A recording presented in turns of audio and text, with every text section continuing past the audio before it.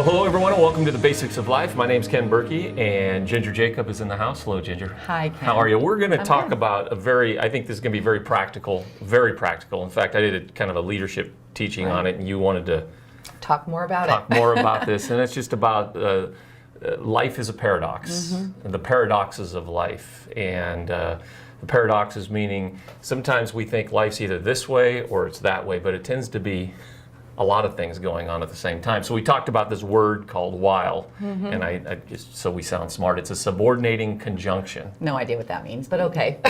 Conjunction, No, function, what's your, yeah. So life tends to be this while it's something else too, you know, and so you want to talk about what that looks like personally, what it looks like in leadership, what it looks like relationally, and those kind of things. Why did this compel you? Because I think there's so much in each paradox that you presented to us that applies to both your personal life and your work life and your married life. So I think it's really interesting that there's so many situations in our lives where we are living in one situation while we have to be in another situation, which is completely opposite. You know, that's very different. So Right. I think it just has a lot to. It really spoke to me. There were so many ways I could relate to it. So I thought people that watch the basics would really relate to it too. Yeah, I mean the foundation of that was, you know, Jesus' teachings were always a paradox. It's like, well, if you want to gain your life, you have to lose it. Away. If you want to be great, you need to serve. If you know, if you want to live, you got to die first to your own will. And so those are those paradoxes and so again, going back to this while, we got to be doing some things while. Why don't you jump into what does that look like, or where is that compelling to you? Well, because from a leadership standpoint, you know, I'm always challenged to be investing in building and developing a team, but and giving the leadership away from me so that things can get done that are bigger than me. But I have to stay in the trenches and stay connected to my leaders, and so there's that constant tension. I think it's living in the tension is what is really always a challenge, but it's so important. And that tension is kind of a dance. Yes, it because is. what we really want is humans is kind of give me a formula.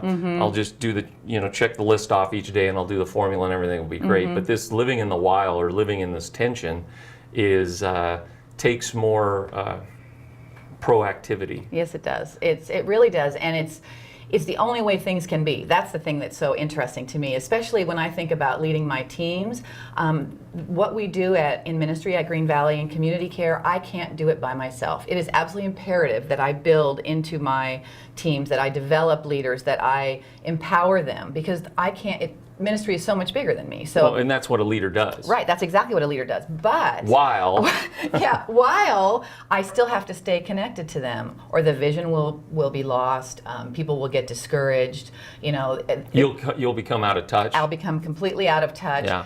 Also, if I don't stay in the trenches with them in some way, my heart shrinks, my compassion is gone. You know, it's all that disconnect. There's a huge disconnect. Yeah. Which is really not a good thing. No, and so you can see the leaders who are in the trenches too much, and they should be in the trenches while building teams. And if they're not building teams, then you become stagnant, or it becomes benign.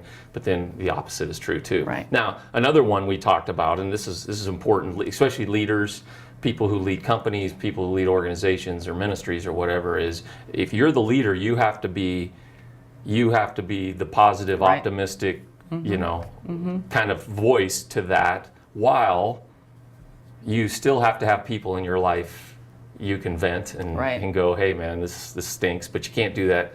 So talk about how that happens. Well, we really do have to be the visionary and the positive, and I think that really applies to in your family as well. You are that advocate for your family. You are that positive person, that influencer in your business. You know, but you have to have positive people in your life. You have to be able to take care of yourself. You have to be, you know, for me, it's I have to, if I'm going to be that person and try not to get too discouraged, because that's kind of what it is. It's that opposite of that, is trying to be that positive influencer, but also, keeping yourself healthy. I need safe people around me that I can be honest with, that I can vent with. I need to take care of myself physically, and stay healthy so I can continue to be that positive influencer. Yeah, and again, that's the paradox there of sometimes you have to be the positive positive voice when you don't feel like being the positive voice. But you have to also, while you're doing that, you have to have people in your life you can be honest to. If not, burnout, bitterness, all types of things can happen. Yeah, and I think it looks different for everyone. What that help looks like for me. I mean, I need a safe person I can vent to. I need to be able to talk with someone when I'm feeling discouraged. I need to exercise. I need to stay healthy. There's all the obvious. I need to rest. I need to, time away. But that's how you stay positive, I think, is to make sure you take care of yourself. And I need time with God. For me, that is a very important thing. And while you're doing that, let's go reverse on that. It is imperative, if you are leading something, that you have to be the voice of optimism. You have to be the voice of hope, not of it being in denial of things, but you have. If you don't lead that charge, if you walk into meetings of people you're leading always down, always depressed, that's just going to end up being what your team is. So people will really take your cue. Absolutely. So you have to make sure that you are energized, which is really important, that you identify what that looks like in order to stay that way. And I think it's the same with your family. You really need to be, we spend so much time, as moms, really trying to be the advocate for our kids and be positive for them. But then again, you have to take care of yourself, Right. That's why it's dangerous if you're a man and you walk into, and there's a little group of moms getting together. It's really good not to hang out there, because that's true. That's when they're venting, and that's the healthy thing. When you see moms get together, or whatever group saying, this is a safe place to kind of vent and be honest. Something else about where moms live in paradoxes, I think that we spend so much time investing in the gifts and talents of our kids and wanting our kids to be successful, but it's important that we also invest in ourselves so that we stretch and grow in our own gifts and talents. And when I think back about being a stay-at-home mom with my kids, my life revolved around investing in my kids. I really didn't do that for myself. Wow. It was all about them, making sure that I was empowering them and helping them grow in their gifts and talents that they were given. And I really took a second seat. And I wasn't until I came to work for Green Valley where we're actually going back to work and looking at, wow, I have a leadership gift. I have an administrative gift. I have a public speaking gift sometimes. And so it was really, but I feel like I'm thriving more now as a result of investing in myself, and my kids see that, so it's a win-win. But I think that's the danger moms have sometimes, is they spend so much time investing in their kids. Well, and then if you go back to just leading people, it's the same challenge. A leader's job is to bring out the best of the people they are leading, to empower them in their gifts and in their passions, while growing in your own passions and giftings, and that's hard to do sometimes. It is, but I think about it from the ministries that I lead, and if I invest in my leaders, in their gifts and talents, I'm allowing Katrina and Lori to lead a ministry, a Taking It to the Streets ministry, so that they completely lead that ministry, which is phenomenal. But that allows me to expand my gifts and talents and go speak at a local church and tell them about Taking It to the Streets. So that's what's so cool about that. When you invest in your leaders' gifts and talents, it frees you up. It's the same thing for all the ministries I lead. I was thinking about this year, Grief Share. If I invest in their gifts and talents, the people that are passionate about leading Grief Share, then it allows me to go talk about Grief Share. So, and that uses my gifts and talents and challenges me. So I think that's a great tension to be in. It is a great tension, because I think also it inspires, you're leading by example. As you're bringing out the gifts and the talents of the people you're leading, they also see you stretching yourself and using your gifts. So it's a great positive cycle on all that. I agree. Okay, let's go to one that really is probably a struggle with kind of leaders especially, and probably moms too, but macro leaders, and that is, we are being in charge of the big picture. A leader said, okay, you're going to lead this organization, or you're going to lead. So we're looking at the big picture. It's kind of a chess game sometimes, making sure all the pieces are in the right place. Structure, organizational. Yeah, while realizing, the most important things in life are relationships, one-on-one, our families, our friends, our relationship with God. Talk about that tension. Well, I think, for me, I look at the success of that. I think about my daughter in that particular situation, who is serving in a nonprofit in Egypt right now. And then I look at how Talk about just real quickly what she's doing there. She's working for an organization called Refuge Egypt, which is under the umbrella of the Episcopal Church, and they help the Sudanese refugees that come into Cairo, and they help them with food and clothing and shelter and employment and education. And she's over the employment and education piece. But in this situation she's in now, it's very hard work, under-resourced, Right. every problem you can imagine Sure. they have. But she has a great faith community around her. She has great friends that were living there already that she knew from college, and then new ones that she's met. She's had family come to visit her. 3 things: faith, friends, family. Right. Has allowed this situation, this big picture, she can keep the big picture, develop structure, or all that big thing as a leader she needs to do, she can do it because of that, because of that support. But when she was, a few years ago, she was in Palestine in a different job, but the same kind of thing, a nonprofit, under-resourced, and had none of those things. She failed miserably and came home. She couldn't do it. Right. So that's where I look at that, and I think of myself in the same situation. I have to do that while I, Right. make sure I stay close to people that, what's important to me. Well, in our culture, and it doesn't help us in this, so we have to be intentional. These are disciplines you're talking about, really, Right. is carving out time for yourself, making sure you take time with friends, making sure you take time with family and with your faith. Right. And what's really interesting on my team at Green Valley, Pastor Tim Fulton is the pastor that is attached to community care. And when we meet every week, the 4 of us besides him that are the big picture, structure oriented, org chart people, we come with all this stuff we want to talk about, and he says, wait a minute, before we get started here, let's take a few moments. And it really centers us on the things that are important. And again, that allows us to look through all those things still, through a different lens. It's interesting, these paradoxes that we're talking about, it actually, if we live in this tension and really make sure we're doing this while doing this, it makes us better Yes.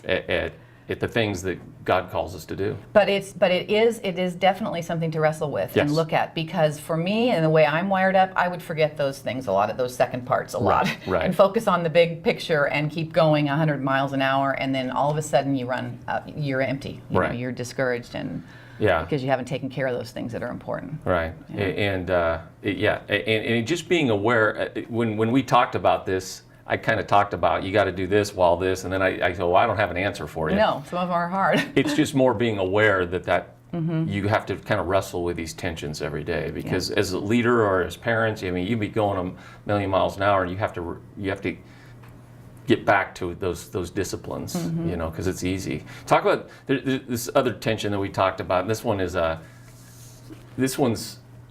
We always say life's a marathon, not a sprint. That, don't get too high, don't get too low, in the sense of you're going to have good days and bad days. And so, just that long perseverance, that's what life's about, while trying to be in the moment, though. Right. And being in that moment is sometimes sad, sometimes it's happy. We do funerals, you're over the funeral ministry, and that is, okay, I get that long haul, and I'm looking ahead, but I need to take the time right there to grieve with the family. Yeah. And so that's a tough tension too. It is a tough tension. I actually feel fortunate that I am a part of that ministry, because it does allow me to, or forces me to, focus on how important and what a gift each day is. That I need to go spend time with my 90-year-old parents, that I need to tell my kids I love them every day, that I need to take time in the moment to enjoy good friends and to celebrate, because I think a lot of that is because I'm forced with seeing how precious life is. Right. So it helps me to look at that big picture, or not big picture, the marathon versus a sprint, and okay, it is a marathon, it's not a sprint.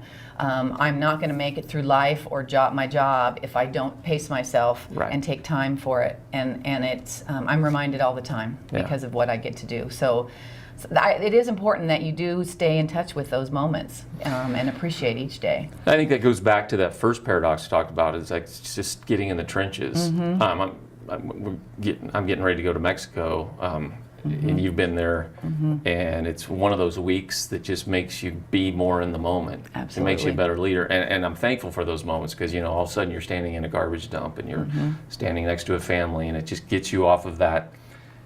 it just the end goal. The end goal, right? Which again we have to have, and futuristic and vision and all of that. But it goes back to slowing down too, because every day, like you said, every day is a gift. And as leaders, it's a weird paradox as leaders, because we're supposed to look to the future, Right. we're supposed to have vision, but then the Bible also says tomorrow's not guaranteed. No. It's about today. Right, and that's why I always, lead a funeral, why I go to Taking It to the Streets, and I'm a part of that. That's why I go to Grief Share, is so that I can stay in the trenches with my leaders and to really see what they're going through and appreciate those moments. Yeah. It's really important. It's really important to stay connected.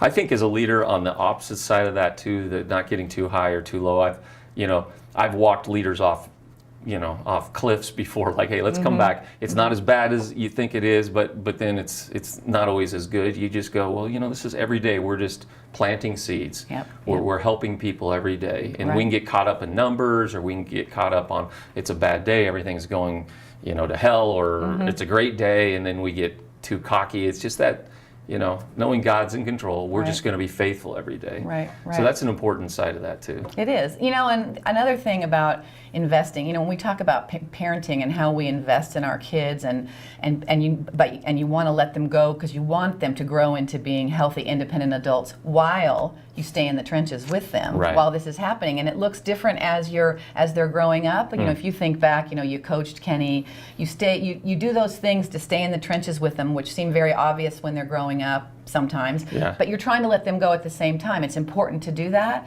And then as they get older, I just think about some of the things that are important now. My kids are in their 20s, and for me to invest in them while getting out of the way, but staying Right. in the trenches is making sure I'm available when they call Yeah. and talk to them, and that they're a priority in my life. I think about Jake, my husband, learned to play video games when Scotty was in high school because Scotty liked it and he wanted to figure out a way he could connect with him, and he wasn't a sports kid. So, it's parenting really does parallel leadership when it comes to these kinds of paradoxes. It's the ultimate leadership. Right. Yeah.